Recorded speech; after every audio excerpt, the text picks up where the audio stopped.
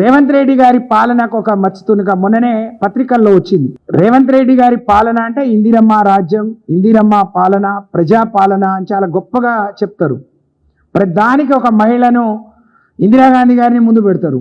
ఆ పేరును వాడుకొని అధికారంలోకి వచ్చిన రేవంత్ రెడ్డి గారిని మాత్రం మహిళల్ని గౌరవించాలన్న ఇంగిత జ్ఞానం, మహిళల్ని గౌరవంగా చూసుకోమంటే మేమేం నిన్ను మమ్మల్ని పీటలేసి కూర్చోబెట్టమనట్లేదు. మాకుండే ప్రోటోకాల్ ప్రకారం వారికి ఉండే హక్కు అది.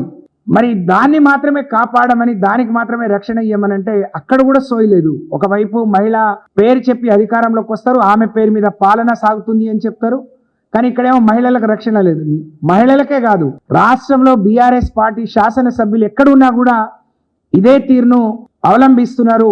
ఇన్ని రోజులు మీరు కొత్తగా వచ్చిరు, ఏదో కొత్తగా పెత్తనం వచ్చింది 4 రోజులు, మరి మేము సహించాం. కానీ రాబోయే రోజుల్లో ఇలాంటి ఘటనలు పునరావృతమైతే తప్పకుండా అక్కడ దానికి బాధ్యులైన కాంగ్రెస్ పార్టీ నాయకులు కావచ్చు, ప్రజాప్రతినిధులు కావచ్చు, వారికి సరైన రీతిలో బుద్ధి చెప్పే విధంగా మేము తప్పకుండా బీఆర్ఎస్ పార్టీ మేము పనిచేస్తామని చెప్పి నేను ఈ సందర్భంగా తెలియజేస్తా ఉన్నాను. మరి నేను ఇందాక అన్నట్టు ఇందిరమ్మ అధికారంలోకి రాగానే ఇందిరమ్మ ఇండ్లు అన్నారు. ఇందిరమ్మ ఇండ్లు పూర్తి అయినట్టు రేషన్ కార్డులకు పోయింది. కానీ ఇందిరమ్మ ఇండ్ల గతి ఏందో నిన్ననే పేపర్లలో వచ్చింది. ఈ రాష్ట్రంలో 4 లక్షల ఇండ్లు ఇస్తున్నాం, ప్రతి నియోజకవర్గానికి 3,500 ఇండ్లు ఇస్తున్నాం. ఎవరైనా పరపతి ఉండి కొంచెం పెద్ద నోరు ఉంటే వాళ్ళకి కొంచెం ఎక్కువ ఇచ్చుకున్నారు. ఇదంతా పేపర్ల మీదే చూస్తాం.